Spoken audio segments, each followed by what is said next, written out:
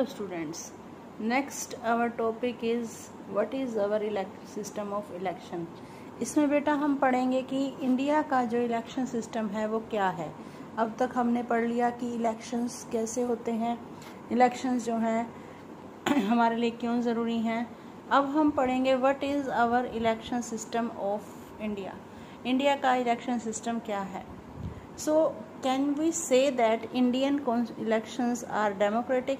तो इसके लिए हमें ये देखना होगा कि इंडियन इलेक्शन डेमोक्रेटिक होते हैं। डेमोक्रेटिक इलेक्शन क्या होते हैं ये हम पढ़ चुके हैं। तो अब हमें ये देखना है कि क्या इंडियन इलेक्शंस डेमोक्रेटिक होते हैं। So Lok Sabha and to answer the question let us take the look at how elections are held in India. Lok Sabha and Vidhan Sabha elections are held regularly after every 5 years. After 5 years, the terms of all the elected representative come to be ended. ये हमें सबको पता है कि हमारे यहाँ लोकसभा हो या विधानसभा हो, उन सब के हर 5 साल बाद इलेक्शन होते हैं और हर 5 साल बाद उनकी टर्म ख़त्म हो जाती है। और फिर वो जो विधानसभा या लोकसभा होती है वो क्या हो जाती है, डिज़ोल्व हो जाती है। डिज़ोल्व मतलब अपने आप ख़त्म हो जाती है। तो elections are held in all constituency at the same time, either on the same day और within the few days. अब हमारे देश में फिर एक साथ इलेक्शन होते हैं, मतलब ईयर सेम रहता है पर मंथ या डे अलग हो सकते हैं। जैसे कुछ एक राज्यों में हमारे एज यू नो 29 स्टेट्स हैं, तो उनमें से कुछ राज्यों में जैसे कि पंजाब, हरियाणा, दिल्ली, नॉर्थ इंडिया में एक दिन को हो जाएं, साउथ इंडिया में एक दिन को, ईस्ट इंडिया में एक दिन को, तो इस तरीके से डेट्स अलग अलग हो जाती हैं बेटा। तो इसको हम क्या कहते हैं, this is called journal election. इसको हम क्या बोलते हैं, जर्नल इलेक्शन। जर्नल इलेक्शन होते हैं आम चुनाव, जिसमें कि आम जो है कंडीशंस में, आम परिस्थितियों में इलेक्शन होते हैं। तो इसको हम कहते हैं बेटा, यहाँ पर आपका क्वेश्चन आ गया general election, what are general election. अब आ जाता है उसके बाद some time election is held only for one constituency to be filled in the vacancy caused by death और resignation of a member, this is called by election. अब हम पढ़ेंगे बाय इलेक्शन। तो कई बार क्या होता है, सम टाइम क्या होता है कि कोई नेता मर जाता है, डेथ हो जाती है या फिर वो रिज़ाइन दे देता है, तो उसकी सीट तो बेटा खाली हो गई। उसकी सीट खाली होने के कारण वो उस जगह पर बीच में ही इलेक्शन करवाने पड़ते हैं। इसे बोलते हैं बाय इलेक्शन। तो बाय इलेक्शन और जर्नल इलेक्शन बहुत ही इम्पोर्टेंट टर्म है जो आपको अच्छे से समझनी है। तो ये हमने अभी ये जाना कि इंडिया का इलेक्शन सिस्टम जो है वो जनरल दो तरीके से होता है, जनरल इलेक्शन होते हैं या बाय इलेक्शन होते हैं। तो next we will discuss about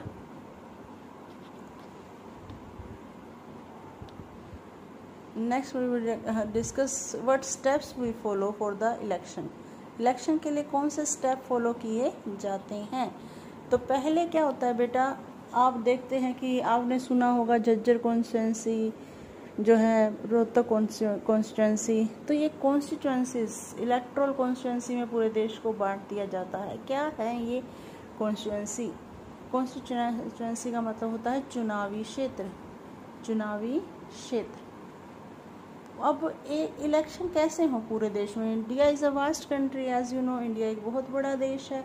इतने बड़े देश में हम इलेक्शन कैसे करवा सकते हैं एक साथ, सबके लिए वोट डालें, ऐसा पॉसिबल नहीं है। तो इसके लिए क्या किया जाता है बेटा, एरिया में बांट दिया जाता है।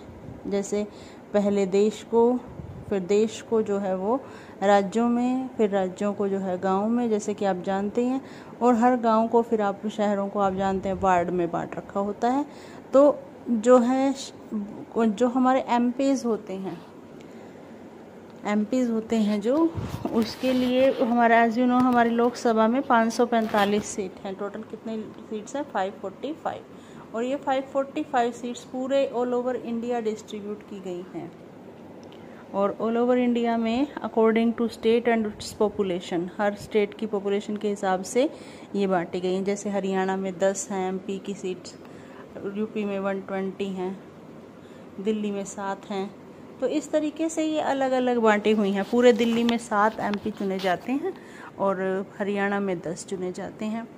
तो इस तरीके से बेटा हम देख सकते हैं कि 545 सीटों का पूरे देश में डिस्ट्रीब्यूशन कर रखा होता है। तो ये जो सीट्स हैं, जिन क्षेत्रों को इनमें इंक्लूड किया गया, जैसे हमारी रोहतक की MP की सीट है, उसमें क्या है कि आप देख सकते हैं कि रोहतक, झज्जर, बहादुरगढ़, ये 3 डिस्ट्रिक्ट कवर हो जाते हैं। तो ये तीनों डिस्ट्रिक्ट मिला करके रोहतक कॉन्स्टिट्यूंसी चुनावी क्षेत्र बनता है। ये तो था MP का इलेक्शन। इसके बाद क्या है बेटा, इसके बाद आता है हमारा इलेक्शन सिस्टम। हमने अभी पढ़ा कि दो तरीके से होता है, बायो और जनरल। फिर इलेक्टोरल कॉन्स्टिट्यूंसी जो है वो कैसे बांटी होती है। एक होती है बेटा सेंट्रल गवर्नमेंट के लिए इलेक्शन, सेंट्रल गवर्नमेंट के लिए। एक होता है स्टेट गवर्नमेंट के लिए और एक होता है लोकल गवर्नमेंट के लिए। ये आपको पता ही होगा, पिछले साल आपने पढ़ा ही होगा लोकल गवर्नमेंट के लिए। सेंट्रल गवर्नमेंट के लिए अभी मैंने आपको बताया 545 सीट हैं, जिसको कि पूरे देश में बांटा जाता है। और स्टेट गवर्नमेंट जो हमारी MLA के चुनाव होते हैं, जिसमें कि हमारा जो है CM चुना जाता है, उसकी सीट हरियाणा में 90 हैं। कितनी है? 90 सीट्स हैं हरियाणा में। तो ये हरियाणा को 90 में बांट दिया जाता है। और इस तरह से हर एक डिस्ट्रिक्ट का एक MLA चुना जाता है। हर एक ब्लॉक का एरिया वाइज बांट दिया जाता है, उसका MLA चुना जाता है। जैसे कि झज्जर के अलग अलग जो है ब्लॉक्स बना दिए जाते हैं, झज्जर में के बाद रोहतक, ऐसे हर डिस्ट्रिक्ट के। तो यही इसमें हम बताते हैं। तो ये जो चुनावी क्षेत्र बांट दिए जाते हैं एरिया वाइज, इनको इलेक्टोरल कॉन्स्टिट्यूंसी कहा जाता है। You read about the people of Haryana electing MLA, 90 MLA. You may have wondered how they have been elected. Did every person in Haryana vote for the 90 MLA? You perhaps know that this is not in case. In our country, we follow an area-based system of representation. ये देखिए बेटा, area-based system of representation. हम जिस area में रहते हैं हम वहीं पर वोट डाल सकते हैं, वहीं का अपना नेता चुन सकते हैं, वहीं के लिए अपना नेता चुन सकते हैं। The court is divided into different areas for purpose of election. तो कंट्री जो है हमारी अलग अलग पर्पसेस के लिए अलग अलग एरिया में बांटी गई होती है।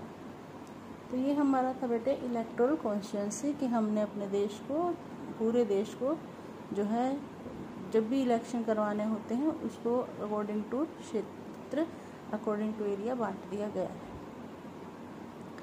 नेक्स्ट हमारा आता है, यही इसमें आगे बता रखा है, Lok Sabha elections the country is divided into 5। ये मैं आपको सारा बता चुकी हूँ, आप पढ़िएगा इसे कि 543 सीट्स में हम 2 नॉमिनेटेड होते हैं, 543 इलेक्टेड होते हैं। तो इसमें क्या होता है कि उन्हें MP कहा जाता है, जो पार्लियामेंट के लिए चुने जाते हैं, जो सेंट्रल पार्लियामेंट के लिए चुने जाते हैं। तो डेमोक्रेटिक इलेक्शन की एक फीचर हमारे यहाँ है ही, one vote of the one value. ये हमारे देश की डेमोक्रेटिक फीचर है कि हमारे यहाँ हर किसी का वोट वन वैल्यू में आंका जाता है, one vote one value.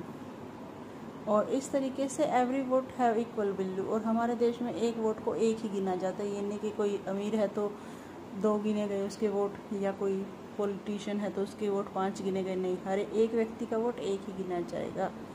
So that similarly each state is divided into specific number of assembly.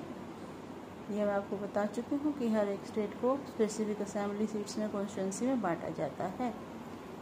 MLA के लिए स्टेट को बांट दिया जाता है, MLA के लिए स्टेट को बांट दिया जाता है।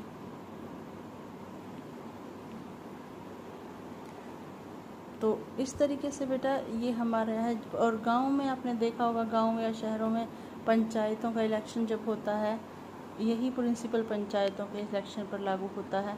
पंचायतों के इलेक्शन पे वार्ड बना दिए जाते हैं, म्यूनिसिपल कमेटी, और हर वार्ड को जो है वार्ड बना दिए जाते हैं। कॉन्स्टिट्यूंसी मतलब वार्ड भी क्या हो गए, कॉन्स्टिट्यूंसी हो गए। और इस तरीके से शहरों को भी बांट दिया जाता है। तो सीट्स कहते हैं, इन्हीं कॉन्स्टिट्यूंसी को हम क्या कह देते हैं, सीट। जैसे हम देखते हैं कि रोहतक से किसने सीट जीती। तो ये चीज़ें हमारी क्या है, constituency. Seats are equivalent to constituency. तो इस तरीके से फर्स्ट एग्जाम्पल में भी पढ़ा आपने लेसन के शुरुआत में कि लोकसभा इलेक्शन में देवीलाल ने की पार्टी ने 60 सीटें जीती। तो ये था हमारा इलेक्टोरल कॉन्स्टिट्यूंसी। Thank you. यहाँ तक पढ़िए, we will continue after that.